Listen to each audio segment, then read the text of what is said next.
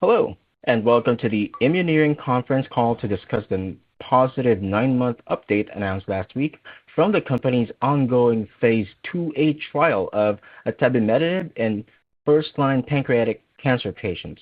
Hello. At this time, all participants are in a listen-only mode. Following the management's prepared remarks, we will hold a Q&A session. To ensure that we have ample time to address everyone's questions, we would ask each person to limit themselves to one question and one follow-up. As a reminder, this call is being recorded today, Monday, September 29th, 2025. I would now like to turn the call over to Lawrence Watts of New Street Investor Relations. Please go ahead. Thank you, Operator. Joining us on the call today from Immuneering are Co-founder and Chief Executive Officer Ben Zeskind, Chief Scientific Officer Brett Hall, Chief Medical Officer Igor Matushenko, Chief Accounting Officer and Treasurer Mallory Morales, and E.B. Breakwood, our Chief Business Officer. During this call, management will make forward-looking statements, including statements related to its phase 2A trial of atebimetinib, as well as the timing of additional data from the study and the company's development plans. Our actual results and the timing of events could differ materially from those anticipated in such forward-looking statements as a result of risks and uncertainties. Factors that could cause these results to be different from those statements include factors the company describes in its security filings, including its annual report on Form 10-K and our quarterly reports on Form 10-Q. Immuneering undertakes no duty or obligation to update any forward-looking statements as a result of new information, future events, or changes in its expectations. With that, I will turn the call over to Ben Zeskind, Chief Executive Officer of Immuneering. Ben? Thank you, Lawrence, and good morning, everyone. We are excited to hold this call now that our financing is complete and we can share feedback from the PanCan meeting. And I've had a little more time to work on my jokes. Please turn to slide 3. Today, we're going to discuss 4 topics: the extraordinary overall survival for first-line pancreatic cancer patients treated with atebimetinib plus chemo, the favorable tolerability and potential for best-in-class profile, pushing forward to phase 3 in first-line pancreatic cancer, new phase 2 studies in lung cancer, and with our deep cyclic inhibitor pipeline, and the financing and strategic investment, which is an unprecedented value creation opportunity for our patients and our shareholders. But first, a little context. 17 years ago, I started Immuneering to help cancer patients live longer. Overall survival has been the goal from the very beginning because nothing matters more to cancer patients than to stay alive and to thrive. So with that context, it is incredibly gratifying to see that we have figured out how to keep so many pancreatic cancer patients alive longer with atebimetinib. There's a common word we hear from people who really get to know atebimetinib, from an investigator giving it to patients, to a leading pharma company after extensive diligence, to our own team. And that word is transformative. Why? Transformative because it has the potential to treat such a broad range of cancers driven by the MAP kinase pathway. Transformative because it has great durability and is not driving resistance in the same way as typical targeted therapies. And transformative because of great tolerability. It's been described to us that patients feel almost like they're pre-diagnosis cells on atebimetinib. We believe atebimetinib is a transformative molecule, and last week was a transformative week for Immuneering. Most importantly, we announced the extraordinary overall survival data that you are about to see, showing that we've nearly doubled survival at 9 months in first-line pancreatic cancer patients.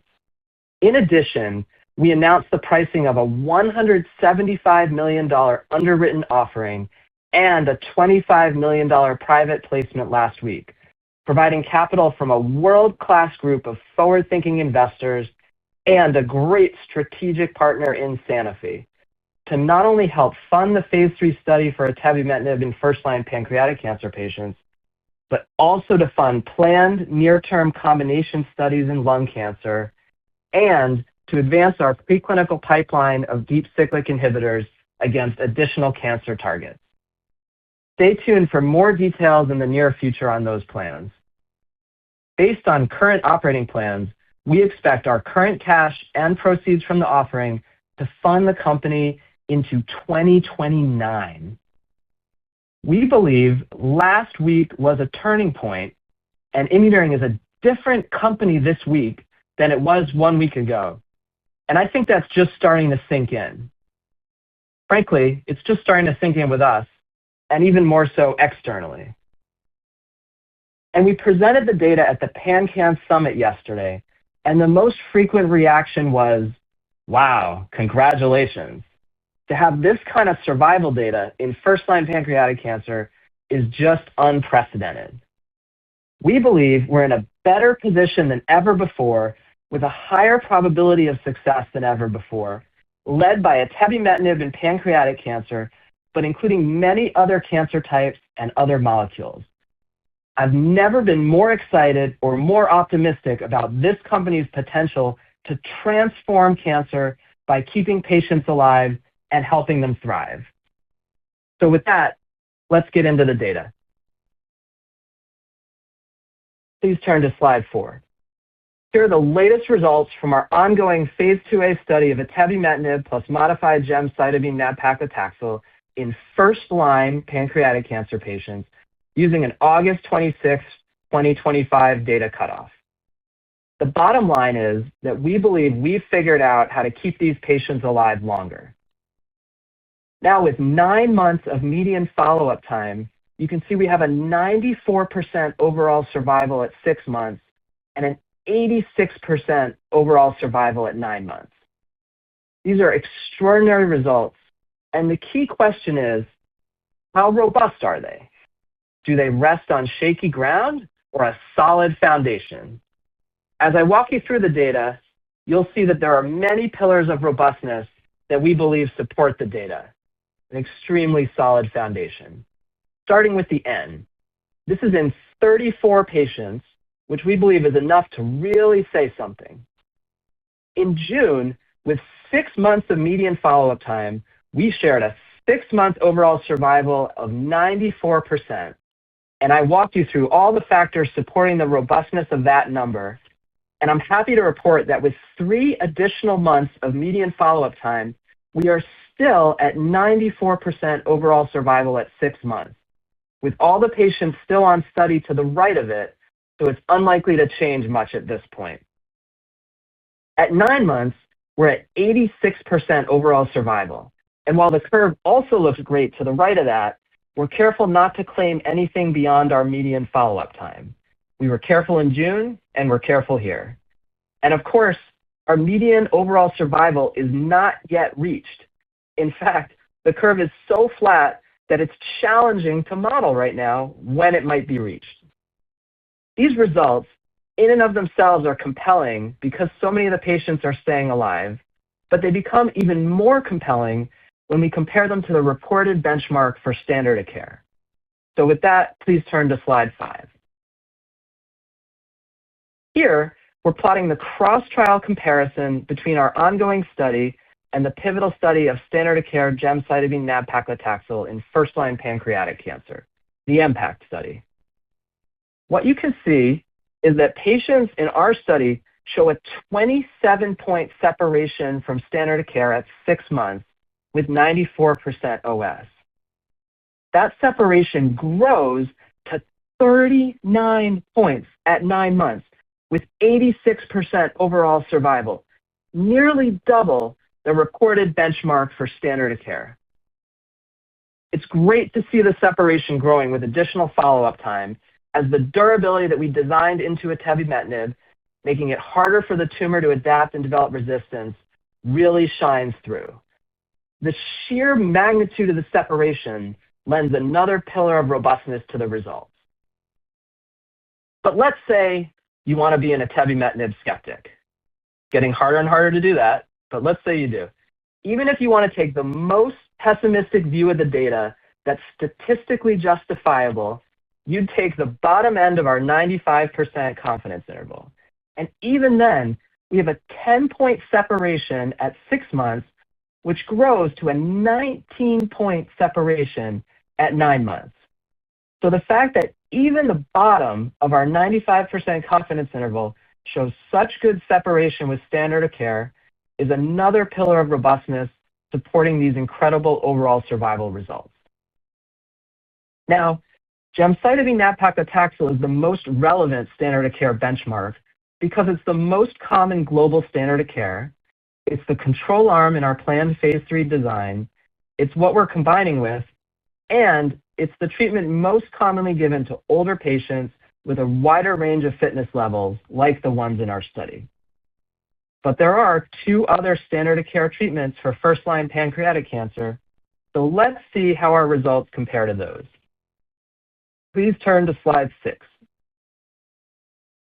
Here, we are plotting the cross-trial comparison between our data and the pivotal studies for all 3 standard of care treatments. You can see that we have clear separation not only from gemcitabine nab-paclitaxel in orange, but also from FOLFIRINOX in green and NALIRIFOX in red. And again, even the bottom end of our 95% confidence interval clears the reported 9-month overall survival for all 3 standard of care treatments. So the fact that we show such a strong separation in overall survival compared not only to the most relevant standard of care, but even to harsher regimens that are typically reserved for younger, higher fitness patients, adds another pillar of robustness to our results. Overall survival is the gold standard endpoint in oncology. It's the basis upon which pancreatic cancer drugs have been approved. It's the primary endpoint in our planned phase 3 trial design. Everything else is a surrogate endpoint that tries to predict overall survival. But it's still helpful to look at those surrogate endpoints to help assess the robustness of the overall survival result. Now, there have been companies that have had interesting OS data, but the other metrics don't show separation with standard of care. That's just not the case here. We see a strong separation across many different surrogate endpoints, including progression-free survival, overall response rate, disease control rate, waterfall plots, spider plots, and tolerability, all of which lend robustness to the overall survival results. So let's start with progression-free survival. Please turn to slide 7. Here you can see our progression-free survival results. We have an excellent 70% progression-free survival at 6 months and 53% progression-free survival at 9 months. Now, at this time, we also have a median progression-free survival that we're very happy with at 9.6 months. That's more than a 4-month separation from gemcitabine nab-paclitaxel in the MPACT study, and more than a 2-month separation from NALIRIFOX, which is typically given to the younger, higher fitness patients. But I want to point out that we believe this median PFS has the potential to get even better. You can see there are 5 patients on treatment to the left of this, and we've checked at the time of the data cutoff, and they are generally doing well. So we're optimistic that in the coming weeks and months, some are likely to move past 9.6 months, which would pull up the curve and further extend the median progression-free survival. Now, over the last few days since we announced the data, one of the most frequent questions we've been asked is, to what extent can we help patients with liver metastases?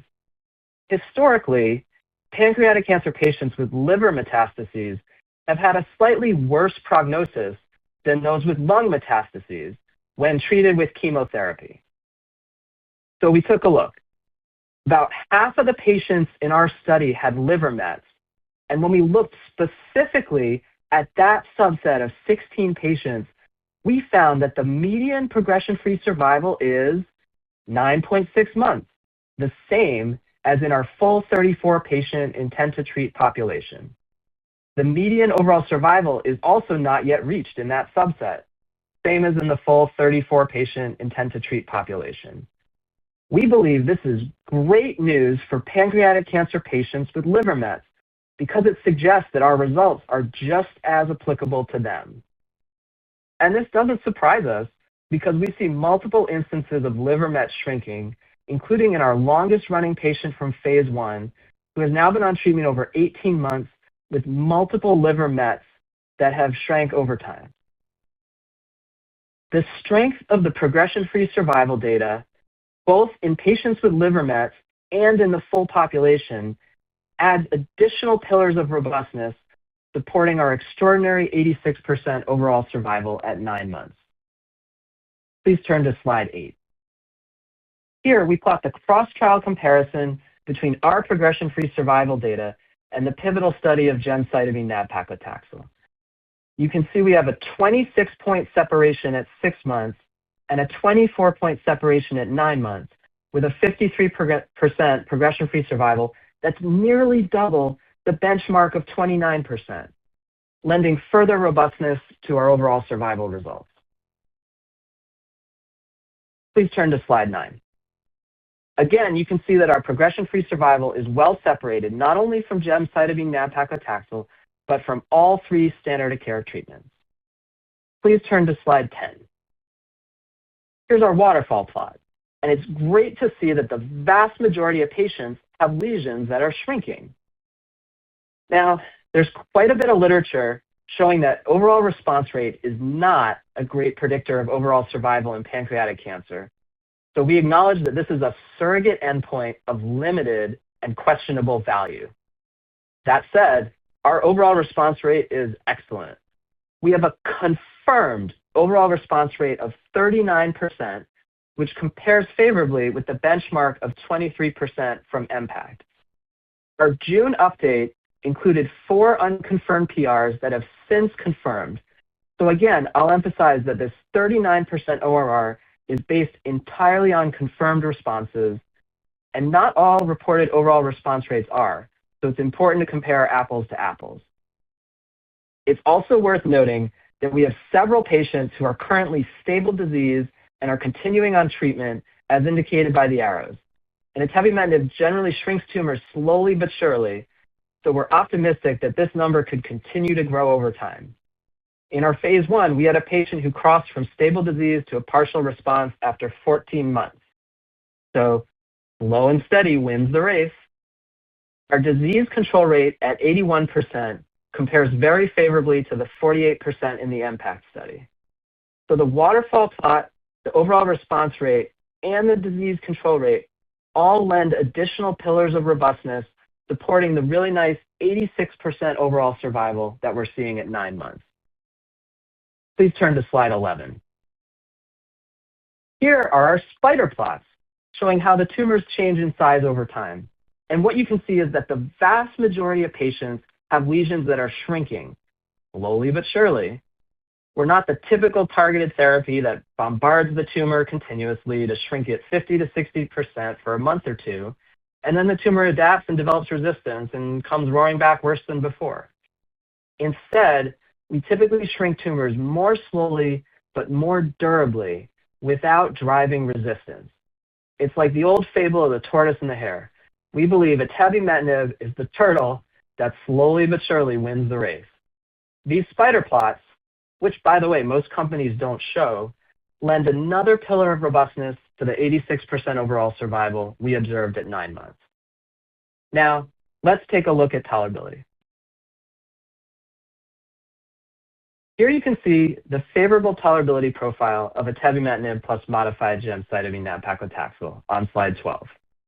We only saw 2 categories of adverse events that occurred at the grade 3 level in more than 10% of the patients, anemia and neutropenia. Both are associated with the chemotherapy we're combining with, and neither were seen in our monotherapy studies. So it's not clear if atebimetinib is adding much, if anything, in the way of grade 3 adverse events over the chemo alone. Now, some people see this slide and the fact that many of the adverse event levels are lower than the MPACT study, and they say, is atebimetinib somehow erasing the side effects of chemo? To which we say, it's good, but it's not quite that good. We're combining with modified gemcitabine nab-paclitaxel, which is every other week versus 3 weeks on, 1 week off. It's common for investigators to start with 3 weeks on, 1 week off, and then back off to every other week if needed. So a few years ago, Drs. Daniel Ahn and Tony Bakai-Saab at the Mayo Clinic studied this, and they found that the modified regimen is better tolerated and demonstrates comparable survival. And they published this in a great paper, Ahn et al. 2017. And again, if you look at the paper, the tolerability profile is similar to what we're seeing here, except we see slightly higher rates of anemia, which we believe are due to older age and perhaps the patient staying on chemo longer. Now, in FDA's draft guidance last month, they emphasized that overall survival is both an efficacy and a safety endpoint, meaning that when patients have poor tolerability, it impacts their performance status and they don't live as long. And the converse is also true. When patients have better tolerability, they maintain their performance status and live longer. And we think this helps contribute to the great 86% overall survival we're seeing at 9 months. Now, don't get me wrong. The main reason our patients are living longer is that we're shrinking their tumors slowly but surely without driving resistance, as you saw on slide 10 or slide 11. But we think the tolerability contributes as well, and we have other analyses underway to more fully understand the quality of life benefits we see from atebimetinib. Please turn to slide 13. Now, usually people get to this point in the data and they say, aha, show us the baseline demographics. Did you somehow have different patients from the pivotal studies of prior standard of care? And the answer is yes. Our population was different. It was actually older. Our median age was 69, while patients in the pivotal studies were in their low to mid 60s. 2/3 of our patients were over the age of 65 versus half or less in the pivotal studies. Otherwise, we're pretty well matched across the other baseline characteristics, including location of metastases. We do see a slight imbalance when we look at the astrological signs in favor of more patients that are Pisces, and we're looking into the significance of that. As I mentioned earlier, patients with lung mets historically have a better prognosis, and as you can see in the footnote, we have 35%, which is the same percentage of those in MPACT, and many overlap with other metastases. Now, historically, patients with liver or peritoneal metastases have worse prognosis, and as you can see, most of our patients fall in those categories, similar to MPACT. And as noted earlier, the progression-free survival for those with liver mets is identical to the overall intent to treat population progression-free survival in our study, meaning that patients with liver mets do just as well on our study, which is great news for those patients. The fact that we were able to show an 86% overall survival at 9 months in a meaningfully older population lends another pillar of robustness to our result. Please turn to slide 14. Our next step is to run a global, randomized, pivotal phase 3 study evaluating atebimetinib plus modified gemcitabine nab-paclitaxel in first-line pancreatic cancer patients. This is a straightforward, plain vanilla design with overall survival as the primary endpoint, in line with last month's FDA guidance that said overall survival was the most appropriate endpoint in diseases like pancreatic cancer. This trial has one question and one answer. This design, of course, is subject to change based on regulatory feedback. Speaking of which, please turn to slide 15. We're guiding to sharing regulatory feedback and initiating the study by the end of the year, then dosing the first patient by mid-next year, and a top-line readout approximately 2 years later.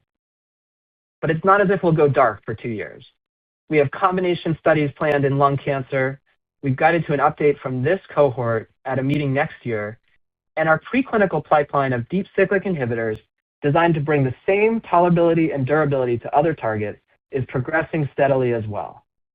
Importantly, with last week's funding announcement, we believe we are now funded through the phase 3 readout and all the other catalysts I mentioned, with runway expected into 2029.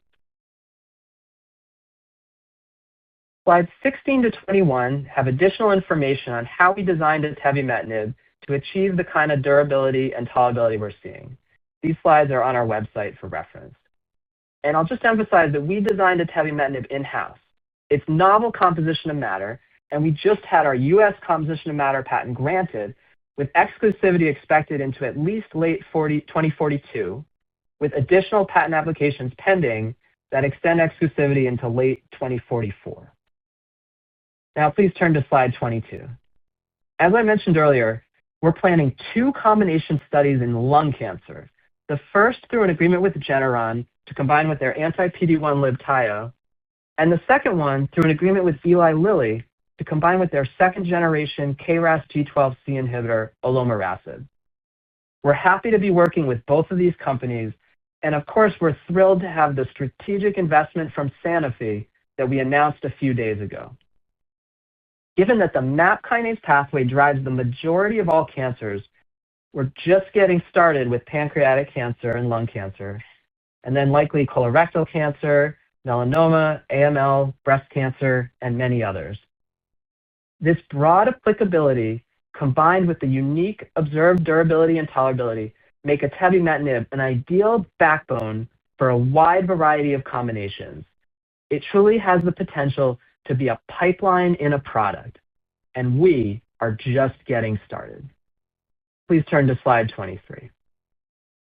In conclusion, we've demonstrated an extraordinary ability to keep pancreatic cancer patients alive longer, with overall survival of 94% at 6 months and 86% at 9 months, both dramatically separated from any current standard of care in first-line pancreatic cancer. And we believe these results are incredibly robust.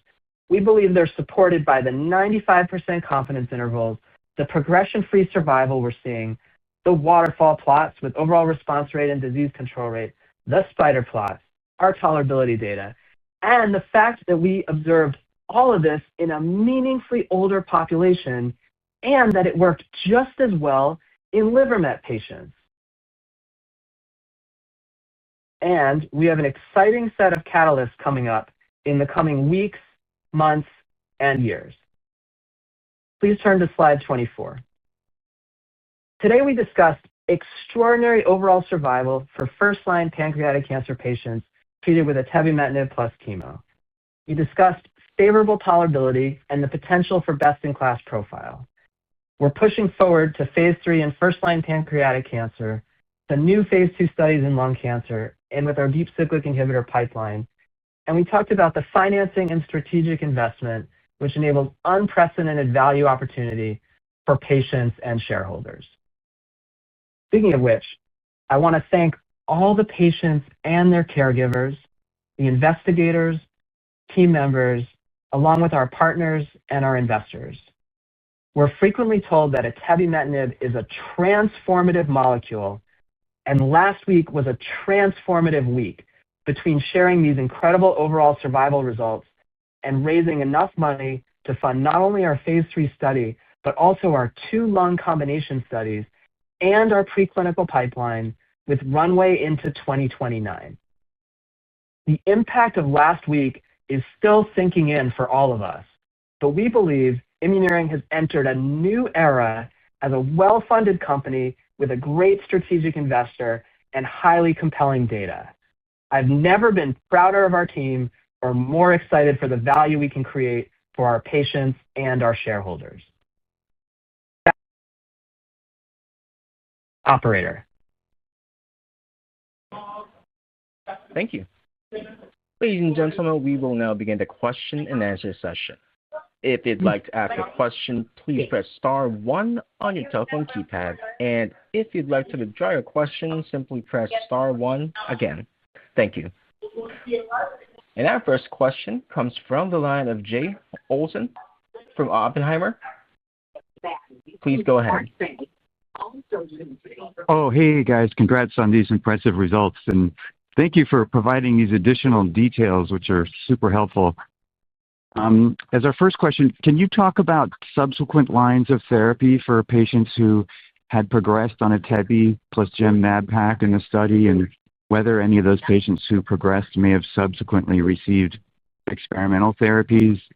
And then as a follow-up, as you look ahead to the eventual approval of atebi in first-line PDAC, what is the target patient population for atebi plus Gem/Nab-Pac? And do you think it will only be used with Gem/Nab-Pac, or would physicians potentially use Atebi in combination with 5-FU regimens? Thank you. Actually begin in just about 7 Hey, Jay, thanks for the question. And operator, we are getting some background noise from another line, if you could look into that.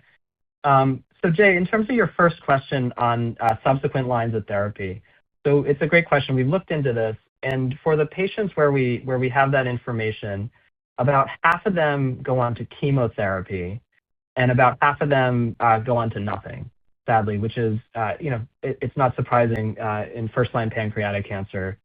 Typically, only about half the patients make it out of that setting, and that's why first line is the real prize in pancreatic cancer, because that's, as the oncologists say, your first shot is your best shot, and so about half go on to chemo, about half go on to nothing. We only have information on one patient who has gone on to a targeted treatment after this. So the vast majority, it's either chemo or nothing, and that's why first-line pancreatic cancer is really the place to be, and that's why we're excited to have shared this overall survival data. We shared it first in June, June with a 94% overall survival rate at 6 months, and then we shared now with 86% at 9 months. So there's nothing we're aware of that has shown anything like this kind of overall survival in first-line pancreatic cancer. So again, mostly chemo, a lot that go on to nothing, and only one we're aware of that went on to an experimental therapy, a targeted agent. So that addresses your first question, and I think, again, really emphasizes why it's so important to be in the first-line setting as we are. In terms of the profile that the patients who will take this, I mean, as you saw, we have an older patient population in this study, and so I think that that certainly suggests that we'll be able to treat a broad population of patients, and frankly, given the separation that we're seeing from all three standard of care treatments, it suggests that we can provide a benefit to all patients, not just the older ones like we had in our study, but also to younger, higher fitness patients. So, we believe ultimately there's going to be, a wide, a very broad set of patients for whom Atebimetinib plus the modified Gem/Nab will be applicable. And you see in our design, it's a pretty broad design. I think the other thing about the patients that we're able to take is that we don't have to do any genetic testing, right? Because we target MEK, which is downstream in the MAP kinase pathway. Unlike a RAS inhibitor where they have to do genetic testing to confirm there's a RAS mutation, we don't have to do any of that. So that means we can take a broader population too from a mutational status perspective, and we can enroll them faster. Because what we hear from KOLs is that even when a patient comes in with metastatic pancreatic cancer, it's an emergency, and even the week or two that it can take to get those genetic testing results is actually sometimes time that they can't or don't want to wait. So we can actually take it, bring it to a broad population of patients.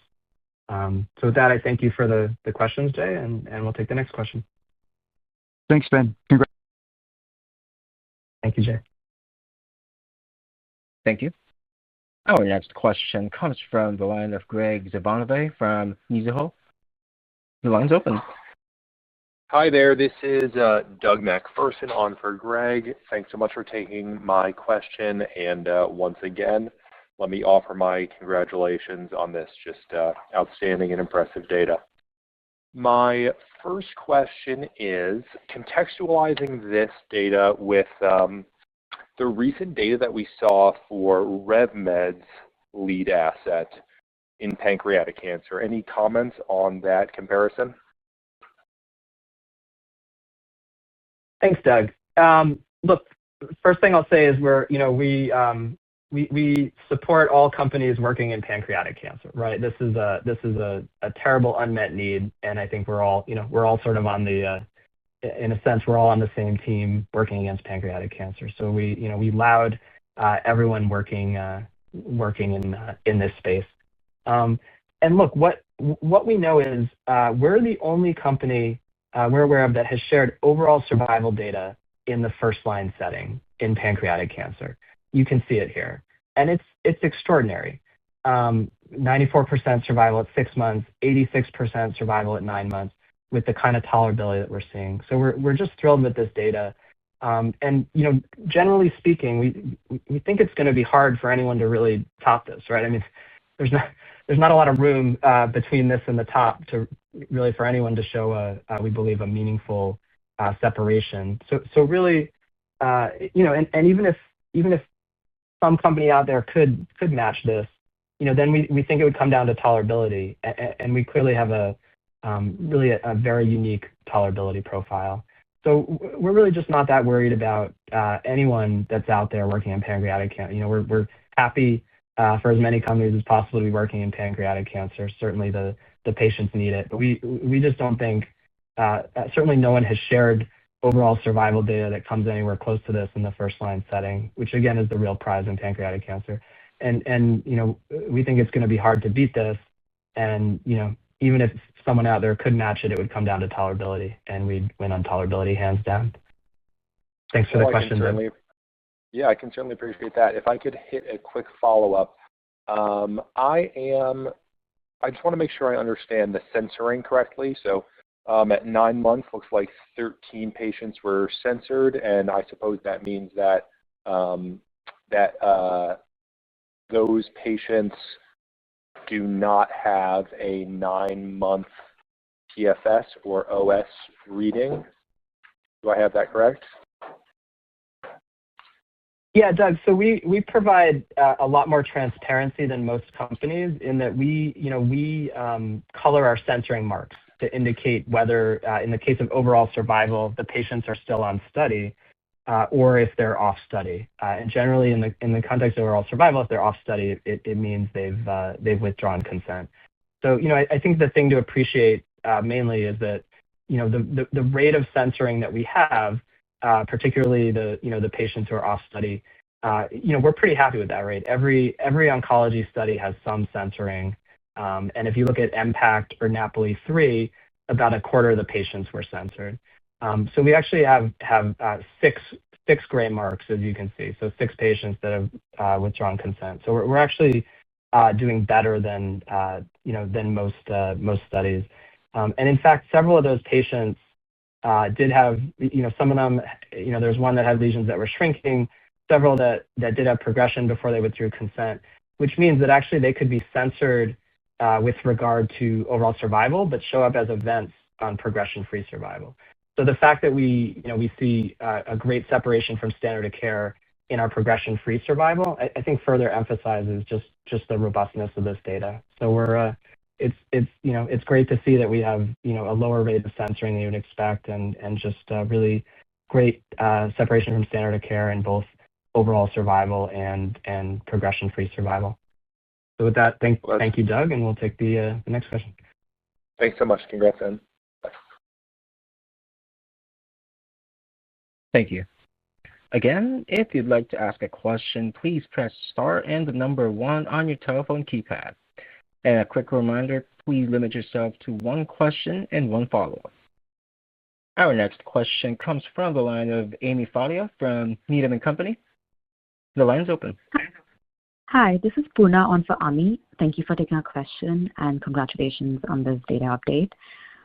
Could you talk about the monotherapy activity of Atebimetinib and its contribution to the combination? And can you share any update from the monotherapy cohort? Is it still ongoing, and what was the efficacy or durability at the last data point collected? Thank you. Hi, Poorna. Thanks for the question. Yeah, if you turn to slide 19, we have a great example of the kind of activity that Atebimetinib can produce in the monotherapy setting. This is an update on a case study of a patient from phase 1. This is a patient with 3rd-line pancreatic cancer, meaning progressive disease on FOLFIRINOX, progressive disease on gemcitabine. This patient came to us with a baseline tumor burden, if you look at the sum of longest diameters, of 18 centimeters, just a monstrous tumor burden. And look what we were able to accomplish with atebimetinib monotherapy alone. We were able to shrink that tumor slowly but surely, 14, 17, 20, 22.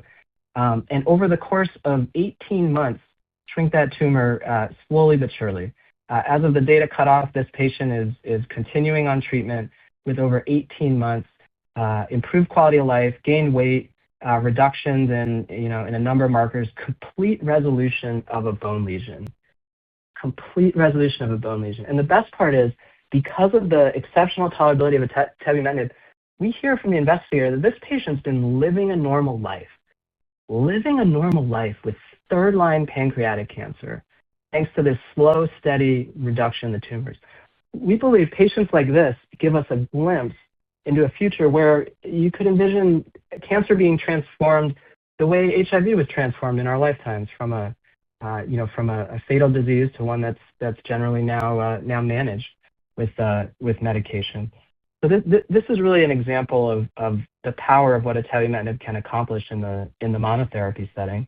And what we showed at AACR last year, as you can see on slide 2021, is that by combining it with gemcitabine nab-paclitaxel, we could really bring this kind of durable, deep durable response really to the vast majority of patients. And so that's what we did. That's what we've taken forward as our top priority. And you can see that on slide 11 in the spider plots, right? I mean, these are patients where the vast majority have that pattern where their tumors are shrinking slowly but surely because of atebimetinib's mechanism, which isn't driving resistance. And I think that's ultimately the key driver behind the exceptional survival that we're seeing on slide 4. So with that, thank you, Parna, and we'll take the next question. Thank you. Thank you. There are no further questions. I will now turn the call back over to Ben Zeskind for closing remarks. All right, I want to thank everyone for joining our call today.